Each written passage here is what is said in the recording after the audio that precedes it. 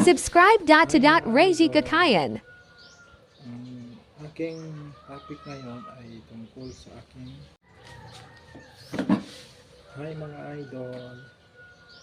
Ang aking topic ngayon ay tungkol sa aking naging karanasan noong nagkaroon ako ng strike. Bale, dalawa siya. Community guideline strike, tapos copyright strike. So, ang community guideline ay nagkaroon ako ng strike dahil nag-convert ako ng music na may sound. So, dapat walang sound yun para hindi ako nagkaroon ng community strike. Tapos,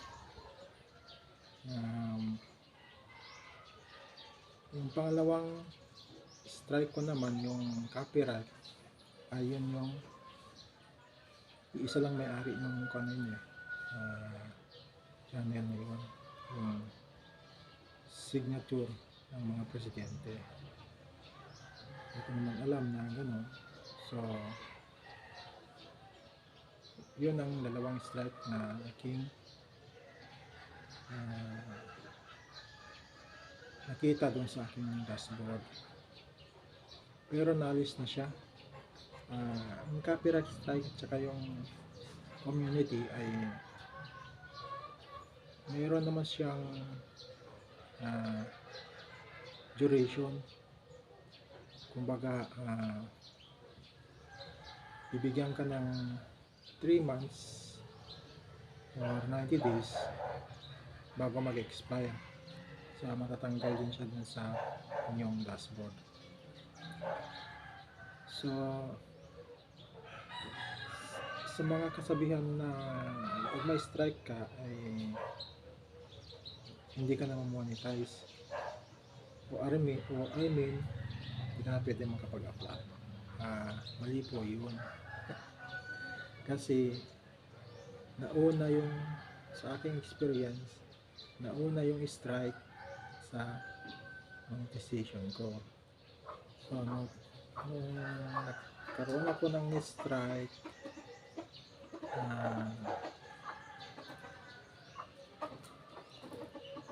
nakapag-apply ako ng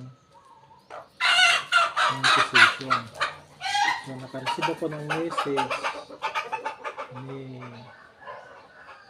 YT na congratulations, you are now part or member of YouTube Partnership Program. So, yun. Bale, ang ginawa ko lang naman nun ay nag-live ako ng 11 hours simula 12 noon ng tanghali hanggang 11, parang 1, parang ano. Tapos ako ng 11 hours noon. Yun yung huli ko na nag-attend ng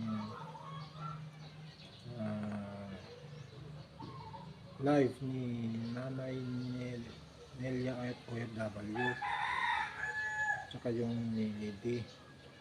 Yun yung huli ko na, kasi nung Monday, linggo yun Monday, yun na, hindi na ako nag-attend yun.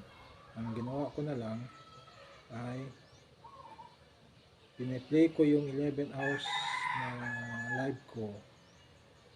At noong Friday, kasi Saturday pala, Saturday na dito sa US, nakatanggap na ako ng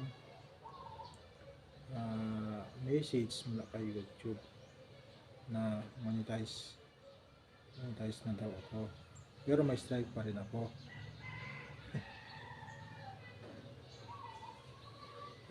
Ang ginawa ko talaga nung nagkaroon ako ng strike ay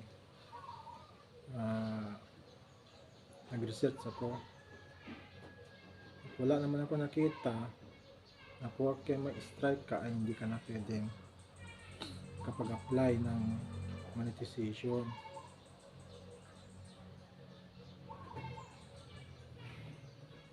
Pero nag-apply ako at yun nga, pinayagan naman ako, monetize na ako noon. Tapos ayun, by November 23 na, nag-send sa akin si Google ng PIN para daw, ayun, para makakuha ko na daw yung mga requirements ni YouTube. Ang problema naman doon sa aking PIN ay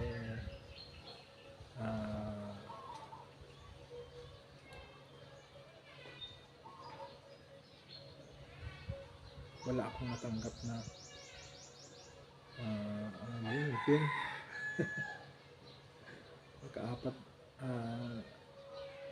Parang apat na request ako.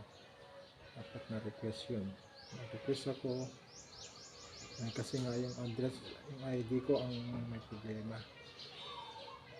Ang nakalagay doon ay Manila. Tapos yung address ko sa AdSense ay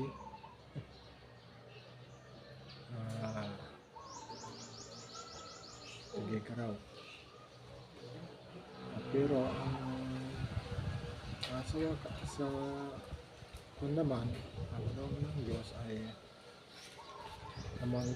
ayos ko na lahat.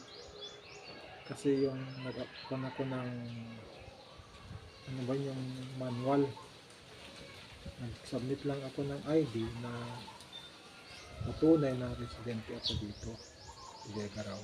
Kaya yun, ayos naman na yung aking YouTube. So hanggang dito na lang po at maraming salamat mga idol.